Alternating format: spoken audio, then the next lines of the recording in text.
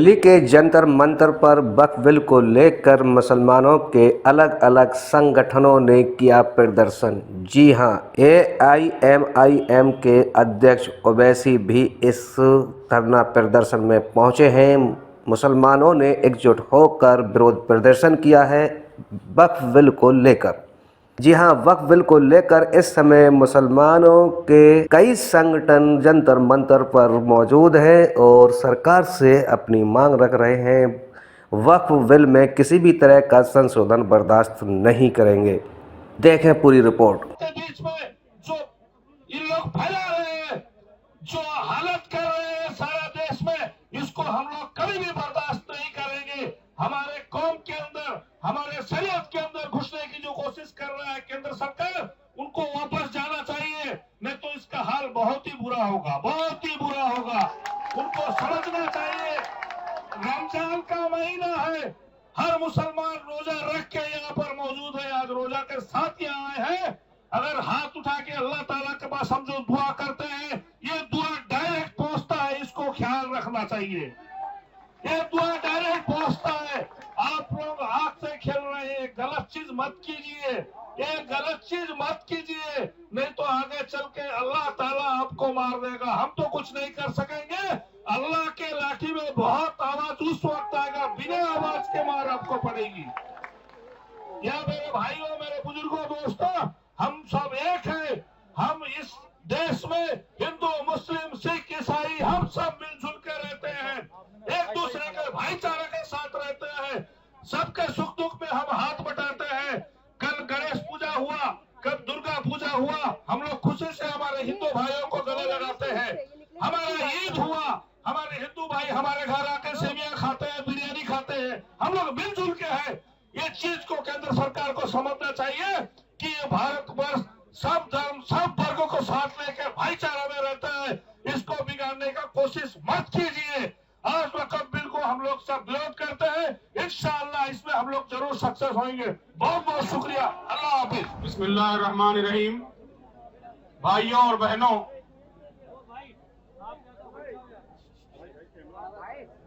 ये जो bill parliament में पेश किया जा रहा है, वक्फ तरमीमी में बिल, ये बात अच्छी तरह वाज़ेह हो चुकी है कि ये इस मुल्क के मुसलमानों के मजहबी हुकूक में रास्त मुदाखलत है। दस्तूर हिंद ने, भारत के कॉन्स्टिट्यूशन ने, भारत के संविधान ने इस मुल्क के हर शहरी को अपने मजहब पर चलने का, अपने मजहबी इदारों को आजादाना तरीके से चलाने का हक दिया है, राइट दिया है। ये बिल इस कॉन्स्टिट्यूशनल राइट में रास्त वायलेशन है, डायरेक्ट वायलेशन है। इसलिए ये बिल एंटी कॉन्स्टिट्यूशनल है, दस्तूर के खिलाफ है, इस मुल्क की बुनियादी कदरों, बुनियादी वैल्यूज के खिलाफ है, उन उसूलों के खिलाफ है जिन उसूलों पर यह मुल्क बना है और इस मुल्क को आजादी दी गई है। इसलिए इस मुल्क के हर शहरी की, सिर्फ मुसलमानों की नहीं बल्कि इस मुल्क के हर शहरी की यह जिम्मेदारी है कि वो इस बिल की भरपूर मुखालफत करे। ये बात फैलाने की कोशिश की जा रही है कि वक्फ बिल, वक्फ एक्ट के जरिए मुसलमानों को कुछ खास राइट्स दिए गए। मैं ये बात वाज़ेह करना चाहता हूं कि वक्फ एक्ट के अंदर जो राइट्स दिए गए हैं, ठीक वैसे ही राइट्स इस मुल्क की हर रिलीजियस कम्युनिटी को हासिल है। लिमिटेशन एक्ट से एग्जम्पशन, ये इस मुल्क के तमाम मज़ाहिब की मजहबी जगहों को हासिल है। बाय यूजर राइट, ये इस मुल्क के तमाम मजहबी मकामात को हासिल है। मुल्क के तमाम मजहबी मकामात को यह हक हासिल है कि उन मकामात का इंतजाम, उसका एडमिनिस्ट्रेशन सिर्फ उसी मजहब के मानने वाले करेंगे, लेकिन सेलेक्ट करके, चूज करके सिर्फ मुसलमानों को इस हक से महरूम किया जा रहा है। यह बात हम पर भी अच्छी तरह वाज़ेह रहनी चाहिए और मीडिया को भी ये बात मुल्क की आवाम के सामने लाना चाहिए कि जो हुकूक इस मुल्क के तमाम मजहबी हुकूक को हासिल है, सिर्फ मुसलमानों को उन हुकूक से महरूम करने की ये साजिश है, ये कॉन्स्पिरेसी है। इसलिए इस बिल की भरपूर मुखालिफत होनी चाहिए।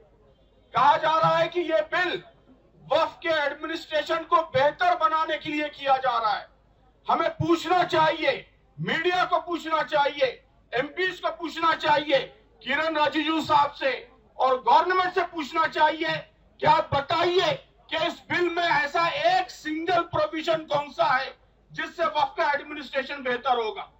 लिमिटेशन से एग्जाम करने से वक्फ का एडमिनिस्ट्रेशन कैसे बेहतर होगा? बाय यूजर प्रोविजन खत्म करने से वक्फ का एडमिनिस्ट्रेशन कैसे बेहतर होगा?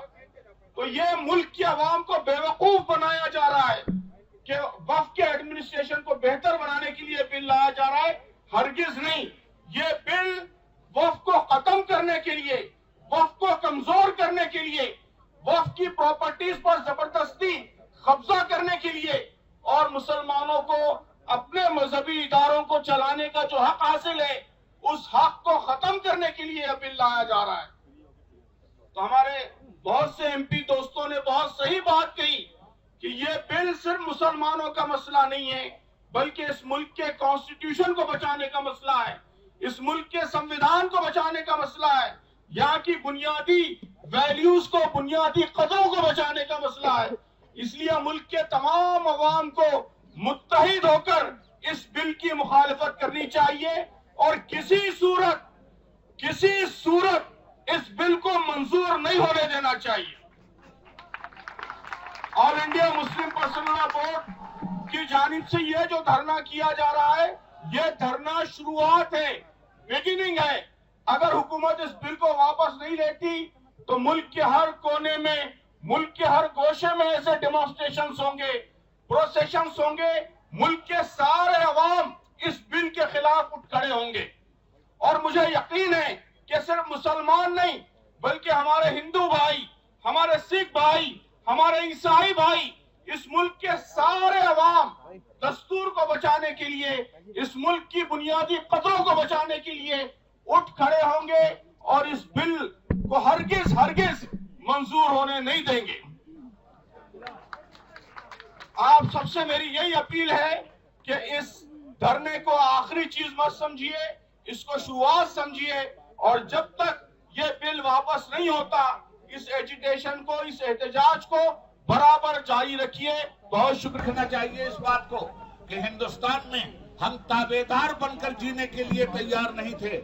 हम हिंदुस्तान के वफादार भी हैं और हकदार भी हैं। हिंदुस्तान किसी के बाप की जागीर नहीं है। ताबेदारी के तौर पर हमने हिंदुस्तान को कबूल नहीं किया है, वफादारी की बुनियाद पर हमने हिंदुस्तान को कबूल किया।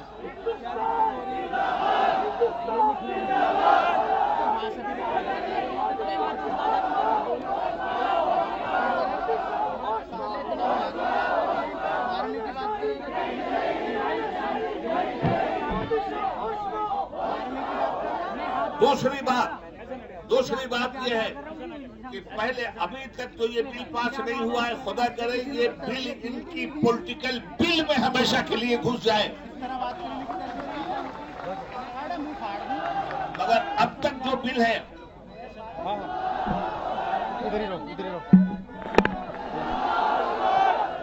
एक रिपोर्ट पेश करके मैं अपनी बात को खत्म कर देता हूं।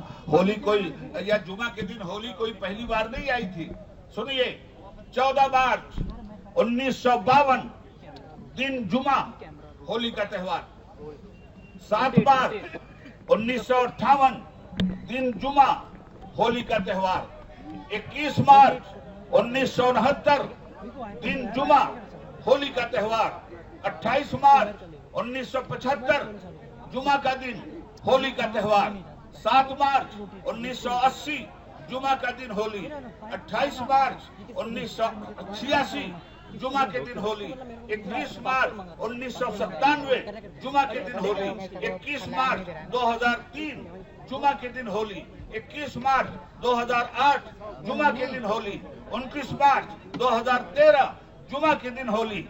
22 मार्च 2019 जुमा के दिन होली और 14 मार्च 2025 की होली को लेकर माहौल में जितना जहर घोला गया, आजाद हिंदुस्तान में हमने ना ऐसी होली देखी, ना ऐसी नफरत देखी। मैं पूछना चाहता हूं, इतने जुमा को होली 1952 से आती रही, जिसको मैंने रिकॉर्ड किया है, कभी भी इस मुल्क में हिंदुओं और मुसलमानों में नफरत का माहौल नहीं पैदा हुआ। आप हुकूमत कर रहे हो और नफरत की चिंगारियां सुलगा रहे हो, तो याद रखना कि ये नफरत के शोले बहुत ज्यादा दिनों तक हिंदुस्तानी अवाम को गुमराह नहीं कर सकते। इस मुल्क की अवाम ने मुल्क की आजादी के लिए हिंदू का हा निकालकर, मुस्लिम का मा निकालकर हम बनकर के मुल्क की आजादी हासिल की है। आज भी हम बनकर अपने देश को बचाएंगे, संविधान को बचाएंगे, वक्फ की जायदाद को बचाएंगे। हिंदुस्तान जिंदाबाद, all India Muslim personal board जिंदाबाद। और हमारे IMCR के जिम्मेदार और जितने भी लोग सारे हिंदुस्तान भर से यहाँ पर आए हैं अपना प्रोटेस्ट करने के लिए, जो हमारा जमहूरी हक को जो छीना जा रहा है उससे खिलाफ अपनी जद्दोजहद का आगाज आज हम यहाँ से कर रहे हैं। अभी उबैदुल्ला आज़मी साहब ने बहुत सारी बातें आपके सामने रखी। हम यही समझते हैं कि इक्वालिटी ऑफ लॉ जो हमारे सामने है उसको मसल दिया जा रहा है।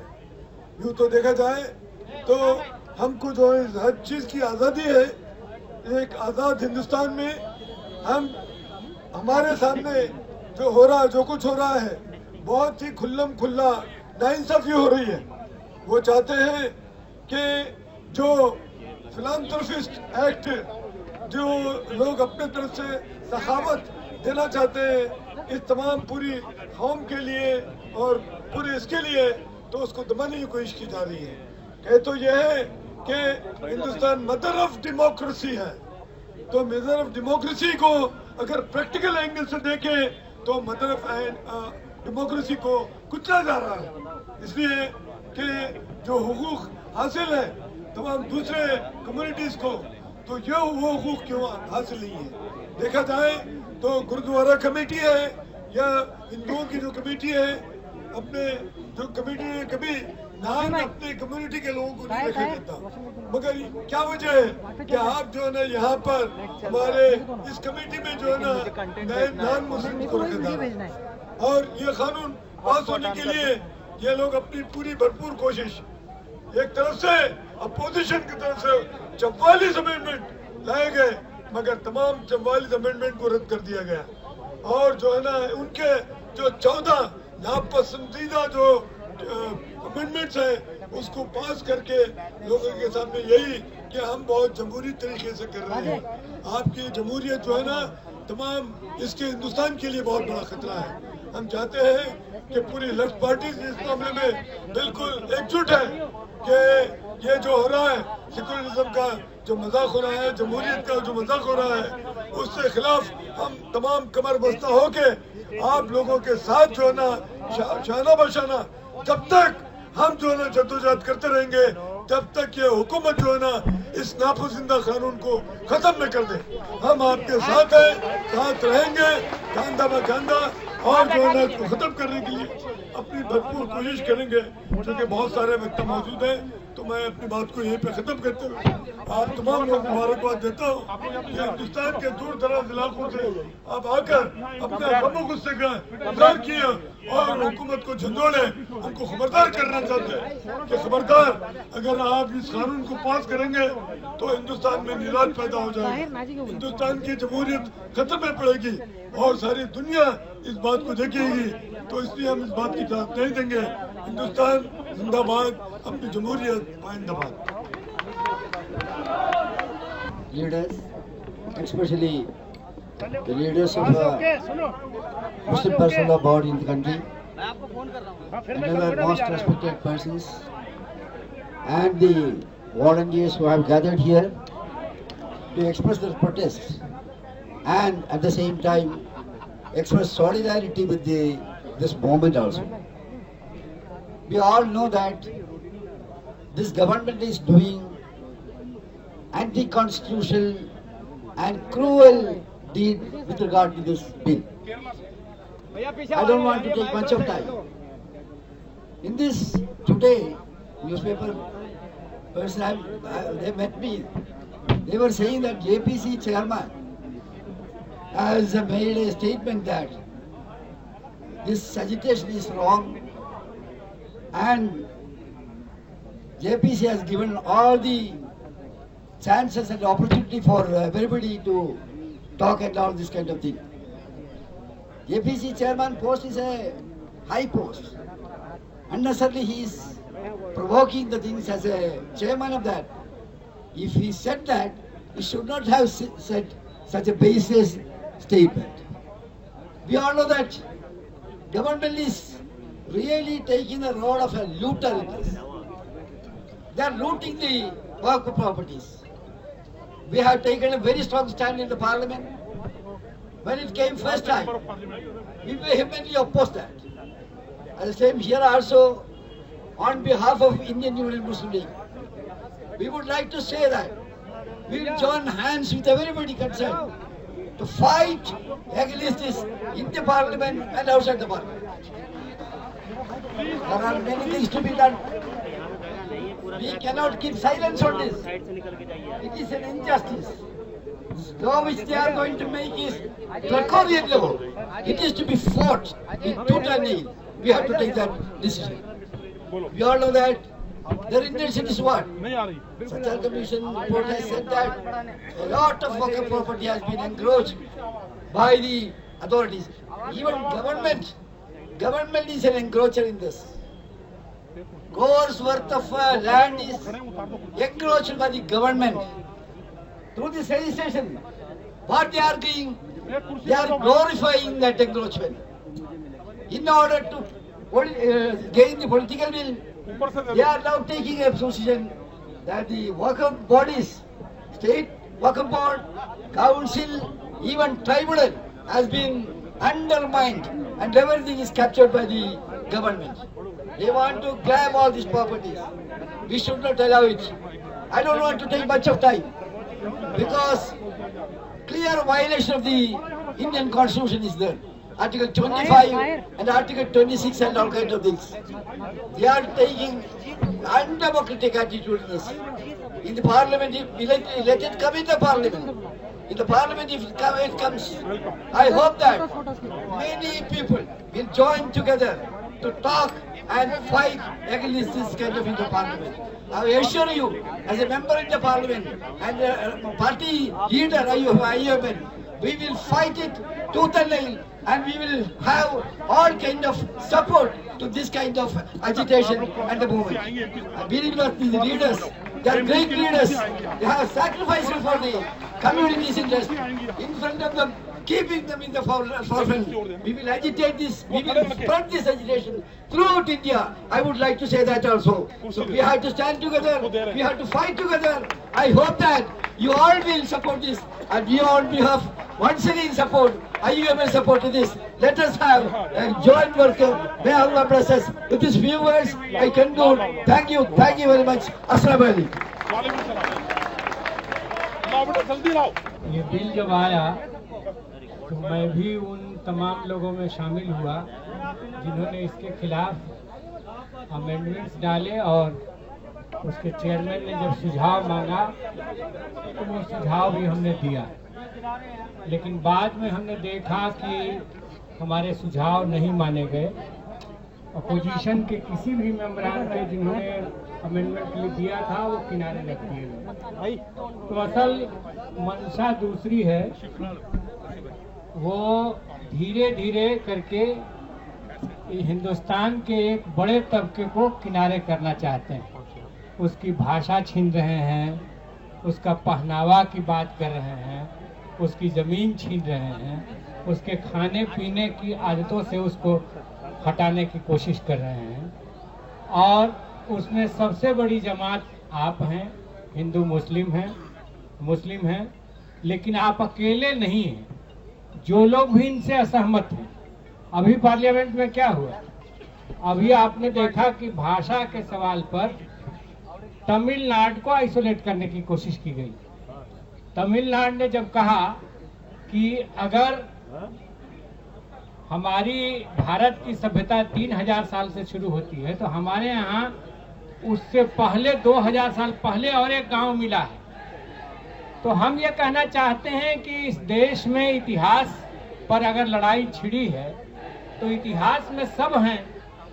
मुगल काल भी है, ब्रिटिश काल भी है, बौद्ध भी हैं, राखी गढ़ी भी है हरियाणा का, तमिलनाडु का अगर पुराना वो गांव मिला है 5000 साल पहले का, तो वो भी हमारा गांव है, हिंदुस्तान का गांव है। इस नजर से देखना होगा। लेकिन भाजपा का तंग नजरिया धीरे धीरे उन तमाम समुदायों को, ये केवल आर्यंस डोमिनेशन का काल नहीं रहा है इस देश का कि आप उसी को इतिहास बनाने लगेंगे, वही डोमिनेंस का नेचर लेकर के रौंदते चलेंगे। ये नहीं चलेगा इस देश में। इस देश में हम हैं, दलित हैं, पिछड़े हैं, माइनॉरिटी हैं, आदिवासी हैं, कई भाषाओं के बोलने वाले हैं। और बाबा साहब को हम सैल्यूट करते हैं इस मंच से, जिन्होंने कहा कि अब जमींदार का बेटा जमींदार नहीं होगा, राजा का बेटा राजा नहीं होगा। अब जब आजादी मिली है तो अंग्रेज भी गए और यहाँ से राजशाही भी गई। अब जनता के एक एक वोट से प्रतिनिधि चुना जाएगा और दिल्ली में जिसकी बहुमत होगी उसी की सरकार होगी, वही देश पर राज चलाएगा। मालिक इसको बनाया। और ये संविधान में खूबसूरत लाइन लिखा कि हमारा संविधान लिंग, जाति, भाषा, धर्म के आधार पर अपने नागरिकों के बीच भेदभाव नहीं करता। तो ये हिंदुस्तान को ले चलने की, एक रखने की और आगे बढ़ाने की सलाहियत थी। ये समाजवाद और धर्मनिरपेक्षता को संविधान से निकालने के लिए कोर्ट तक जा चुके हैं। इस देश ने खारिज किया इनके इस मंसूबे को और आगे भी खारिज होंगे, हर लेवल पर खारिज होंगे। तो मैं बस इतना ही कहूंगा कि मैं आपकी लड़ाई के साथ हूं, आपकी मांग के साथ हूं और ये देश आपका है, आपका खून पसीना लगा है इस देश को बनाने में। और अभी हम किसान आंदोलन के भी उस एनसीसी नेशनल कोऑर्डिनेशन कमेटी के एक मेंबर रहे हैं जो दिल्ली बॉर्डर पर आंदोलन चला। तो मैं कहना चाहता हूं कि देश के किसानों ने, उनको भी किनारे करने की कोशिश की गई है। जो देश का अन्नदाता था उसको कहा जा रहा है कि वो ट्रबल मेकर है, वो गड़बड़ी पैदा करने वाला है। इसीलिए हार नहीं मानना है। अगर उनकी जिद है कि हम देश में फासिज्म को थोपेंगे तो हमारी भी जिद है कि हम संविधान को और डेमोक्रेसी को, जमहूरियत को इस देश से जाने नहीं देंगे। हमारी भी ये जिद है और ये लड़ाई चलेगी, जितनी भी लंबी चलने वाली लड़ाई है चलेगी और उसमें हम फतह हासिल करेंगे। बहुत बहुत धन्यवाद, शुक्रिया। ये मुल्क आइन से चलता है, कॉन्स्टिट्यूशन से चलता है और इस आइन ने हमको बराबर का हक दिया है इस मुल्क में। और ये जो बिल है, ये बिल पूरी तरह अनकॉन्स्टिट्यूशनल बिल है, पूरी तरह डिस्क्रिमिनेटरी है। और भी बहुत सारे मज़ाहिब कौमें इस मुल्क में रहती हैं, उन सबके भी अपने अपने मजहब हैं, उन सबके भी अपने अपने बोर्ड हैं। हिंदू समाज का है, बुद्धिस्ट समाज का है, क्रिश्चियन समाज का है और किसी के बोर्ड में और किसी के इसमें इन्होंने मदाखलत, लेकिन वक्त बोर्ड के अंदर वक्त में सरकार की तरफ से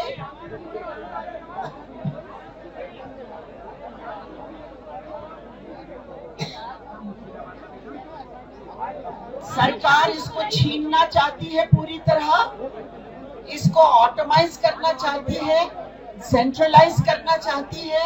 सरकार पूरी तरह एक प्रोपेगेंडा में लगी हुई है कि किसी तरह मुसलमानों के ये हुकूक को छीन लिए जाए।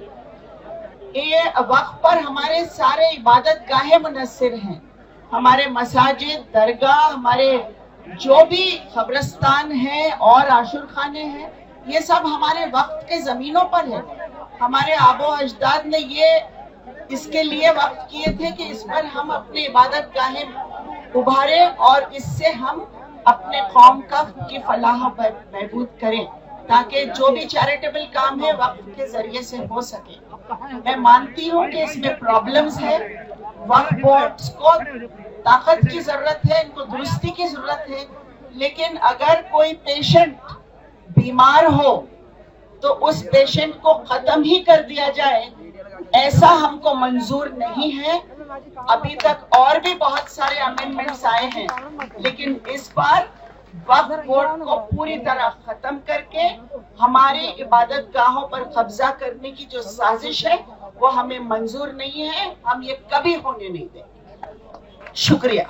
आज के इस मुजाहरे की सदारत फरमा रहे ऑल इंडिया मिली काउंसिल के सदर आली वकार, स्टेज पर मौजूद तमाम ही तंजीमों के, all India Muslim personal law board के सदर आली वकार और तमाम ही तंजीमों के सरबराहान, हमारे दीगर तमाम मेहमान, बुजुर्गों और दोस्तों, मैं सबसे पहले तो आप हजरात से बहुत ही अदब के साथ गुजारिश करता हूँ कि आप हजरात अपनी जगह पर बैठ जाइए।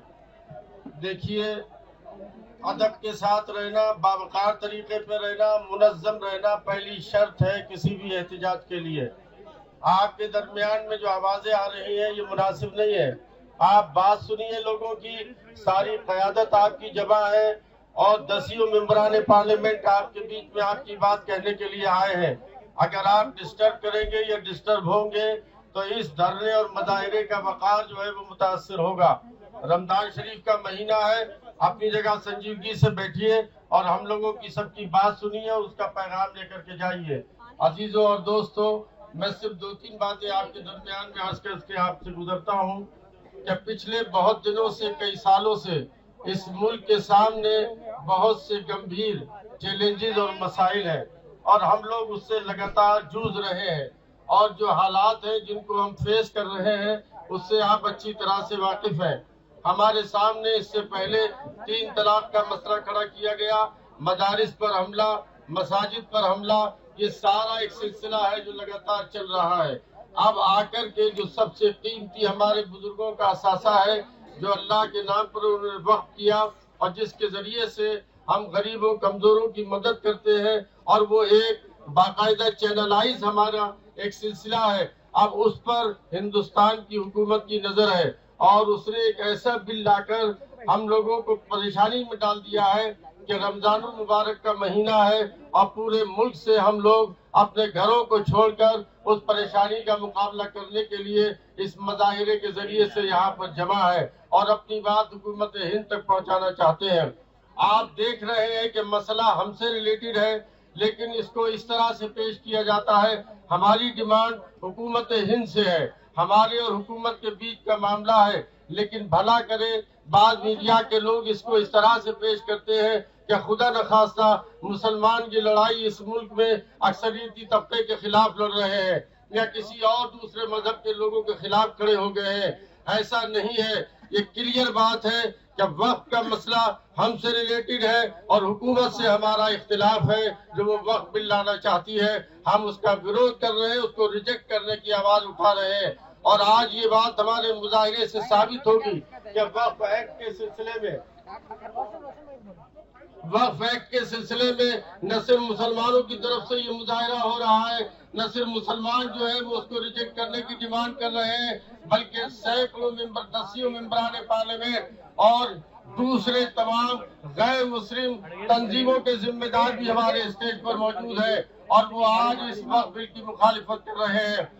मैं सिर्फ आपसे 2 बातें कह के गुजरता हूँ, आपको बहुत से लोगों की बातें सुननी होंगी कि हम इस वक्फ बिल को किसी भी हालत में मंजूर नहीं करेंगे। आप नारा लगाइए मेरे साथ और कहिए कि ये वक्फ तरमीमी बिल वापस लीजिए। वक्फ तरमीमी बिल 2024, वक्फ तरमीमी बिल 2024, वक्फ तरमीमी बिल 2024। ये समझ लेना चाहिए हमारी हुकूमत को कि हम अगर सब्र के साथ हालात का मुकाबला कर रहे हैं तो इसका मतलब ये नहीं है कि हम किसी दबाव में हैं, हम किसी परेशानी में हैं, बल्कि हम चाहते ये है कि ये मुल्क खुशहाली और तरक्की के रास्ते पर आसानी से चले और हम सब मिलकर अपने मसाइल को हल करते चले और यहाँ पर हर शख्स को इज्जत मिले, हर शख्स को रोटी कपड़ा मकान मिले और वो अपने मजहबी हुकूक के साथ यहाँ पर जिंदा और सलामत रहे। ये हमारा मुतालबा, ये हमारी कोशिश है। आज का ये मुजाहिरा आपको एक नया पैगाम देगा और लगता ये है कि अगर ये बिल वापस नहीं हुआ तो हमें जमहूरी अंदाज में पुरअमन तरीके पर दस्तूर की रोशनी में रहकर अपनी लड़ाई को लंबे तरीके पर लड़ना पड़ेगा। लेकिन मैं एक पैगाम चंद शेरों के जरिए आपसे कह कर के हटता हूँ कि हिम्मत और हौसले के साथ रहिए। ये बात जो उड़ाई जाती है कि हम कमजोर हो गए, हम डर गए, हम खौफजदा हो गए, ऐसा कुछ भी नहीं है। मैं ऐलान करना चाहता हूँ और कहना चाहता हूँ और आपके दरमियान ये पैगाम छोड़ना चाहता हूँ कि इसी खाक से, इसी जमीन से उभरते चलो, बड़ों दिलेरों अंधेरों से जंग करते चलो। सिसकती रात का सांचा पिघलने वाला है और सहर करीब है, सूरज निकलने वाला है। इंशाअल्लाह ताला हालात बदलेंगे और हम इस मुल्क को सही रास्ते पर, सही दिशा पर ले जाने में कामयाब होंगे। बहुत बहुत शुक्रिया। मसला है, इसलिए मुल्क के तमाम अवाम को मुत्तहिद होकर इस बिल की मुखालिफत करनी चाहिए और किसी सूरत इस बिल को मंजूर नहीं होने देना चाहिए। All India Muslim personal law board की जानिब से यह जो धरना किया जा रहा है, यह धरना शुरुआत है, बिगिनिंग है। अगर हुकूमत इस बिल को वापस नहीं लेती तो मुल्क के हर कोने में, मुल्क के हर गोशे में ऐसे डेमोन्स्ट्रेशंस होंगे, प्रोसेशंस होंगे। हमारी तहजीबी पहचान है, उस पर एक सवालिया निशान है।